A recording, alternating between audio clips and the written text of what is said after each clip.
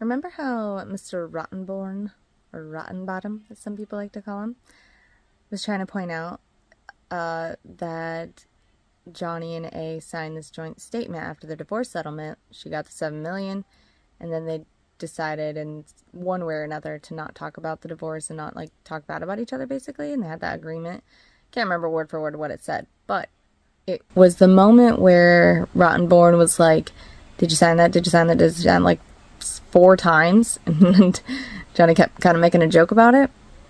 And it was, his whole point was, which it kind of manipulated me for a second, thinking like, oh, well, that proves that Amber didn't claim anything wrong and that she didn't make false accusations for a financial gain. Because that was the point he was trying to make. Like, that statement in there somewhere says neither party made false allegations for financial gain or whatever.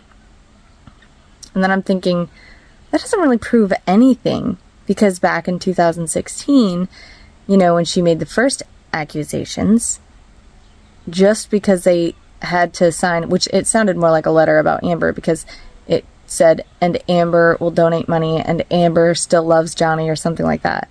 So it was more like probably Amber's lawyers wrote it up to say, well, you have to sign something saying that she didn't make, you know, any false accusations for financial gain. Well, that doesn't mean she actually didn't. That's just a joint statement to get the divorce settlement signed up. Do you know how many things I agreed to that I didn't want to agree to, because just to get this thing over with? When a divorce gets dragged out, it's painful, it's horrible. You just want it to be over, especially if he's in the mindset like, I'm ruined, I'm done for. What does it matter now? The damage is done. It can't take her words back.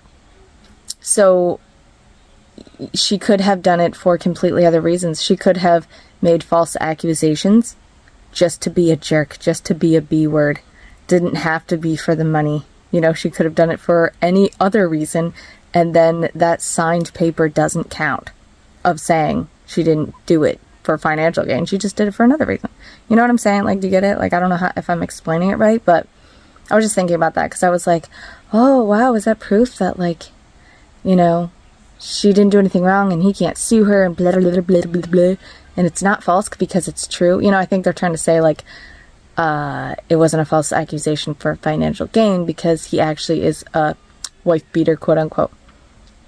It's like, that doesn't even mean that, really. Like, I hope the jury sees through all that crap. And sometimes, like, it doesn't hit you what they're trying to make you believe versus what, like, reality is, because in the moment when you're listening to it and you're watching everyone's reaction, there's like a lot to take in. So the poor jury, I can only imagine how much information they have to keep track of. And I haven't heard anybody comment on like what jurors can do. Has anybody ever been a juror? Like, what are they allowed to do in a trial, and can they write notes? Like, what are they allowed to do to retain all this information? Because it is crazy how much information and how much stuff I forget about, because 7 hours later and they're still talking. Like, that's a lot of a conversation to memorize. But anyways, just thought that was kind of interesting. And it makes total sense later. Like, she's already destroying his life, and then 2 years later decides to write in the op-ed and breaks the contract, and, you know, has already gotten the $7 million, has already gotten everything she wants, basically. I mean, clearly she didn't get everything she wanted, because, you know, the threats didn't work and she basically blackmailed him into stuff. But she really just brought this on herself. It's kind of weird. The whole thing. It's just so disgusting, honestly. Blech. If she did this for career gain, she's just gonna go down in history as like the girl that poops in beds, and the girl that is a husband beater, and a girl that's like terrible at acting. Great job.